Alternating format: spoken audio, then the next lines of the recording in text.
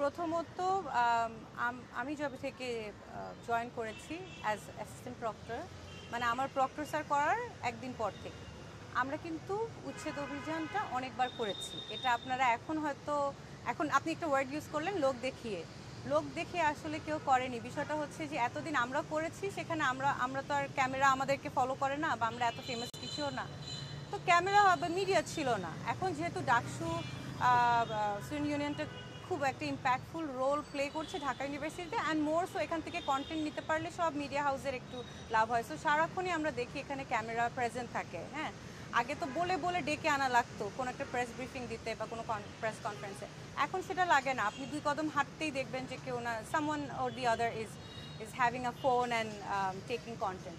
সেই দিক থেকে আসলে লোক দেখানোর কিছু নাই। এখন হয়তো মিডিয়া অ্যাটেনশন ঢাকা ইউনিভার্সিটির দিকে, প্রিসাইসলি ডাকসুর দিকে একটু ভিটকে জিজ্ঞেস করেছিলেন যে এখন ডাকসু কেন করছে। আসলে আমি তখন আপনাকে বললাম যে এর আগ থেকে তো আমরা করছি। তার মানে উচ্ছেদ অভিযানটা আসলে প্রথম থেকে আমরা করছিলাম ক্যাম্পাসকে সিকিউর করার জন্য, সিকিউর করার লক্ষ্যে। আমাদের পারপাস হচ্ছে ক্যাম্পাসের সিকিউরিটি, স্টুডেন্টদের সিকিউরিটি। এখন আপনি চাইবেনই আপনার এলাকা সিকিউর থাকুক, আপনার সোসাইটি সিকিউর থাকুক, কিন্তু সবার আগে কোনটা দিয়ে শুরু করবেন?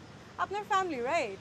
তো আপনি আপনার বাসা দিয়ে সিকিউর করা শুরু করবেন না, তারপরে আপনি চাইবেন যে বাসার পরে আচ্ছা বিল্ডিংটা সিকিউর থাকুক, বিল্ডিংয়ের পরে এবার সোসাইটিটা সিকিউর থাকুক। তো আমাদের বাসা তো ঢাকা ইউনিভার্সিটি, আমরা তো চাচ্ছি ঢাকা ইউনিভার্সিটি আমাদের বাসার যারা মেম্বার্স, মানে আমার স্টুডেন্টস, আমাদের টিচার্স, আমাদের স্টাফ, হ্যাঁ, অফিসার্স, সবাই যেন একটা সিকিউরভাবে এই জায়গায় থাকতে পারে। মোরসো বিকজ এখানে রেসিডেন্সিয়াল হলস আছে স্টুডেন্টদের, যাদের গার্ডিয়ান কিন্তু দেশের বিভিন্ন প্রান্তে ছড়িয়ে ছিটে। তো এখন মানে প্যারেন্টসরা, আমরা কিন্তু ওদের গার্ডিয়ানের মতন, আমাদের ওদেরকে দেখে রাখার কথা।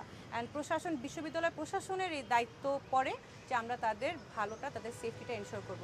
সেই দিক থেকে তো আমাদের পারপাস ঠিক আছে, শুরু করেছি বাসা থেকে। এখন আপনি বলতে পারেন যে এটা তো খুব কি বলবো, রুথলেস একটা অ্যাপ্রোচ হয়ে গেল, আপনারা এভাবে করে ভেঙে দিচ্ছেন। এখন দেখেন, বিষয়টা হচ্ছে যে প্রথমত এগুলো ইলিগাল স্ট্যাবলিশমেন্টস। হ্যাঁ, অনেক দিন ধরে হয়তো এখানে আছে, তার মানেই লিগালাইজ হয়ে যায় না। Just because something is prevalent for a long টাইমে দিয়ে কিন্তু আপনি লিগালিটিকে করতে পারেন না, হ্যাঁ, ঢেকে দিতে পারেন না। এটা একটা। নেক্সট হচ্ছে যে আমরা খেয়াল করেছি, আমরা অনেক কেসেস পেয়েছি যেখানে সন্ধ্যাবেলা এরকম এই যে ইলিগাল হকাররা বা এই যে শুয়ে থাকে ড্রাগ এডিক্টরা, এরা আমাদের মেয়েদেরকে অ্যাট্যাক করে। অনেক কেসেস, যারা অনেক বড় কথা বলছে এদিকে ওদিকে যে হ্যাঁ ওদের পুনর্বাসন আগে, ওটা তো আমি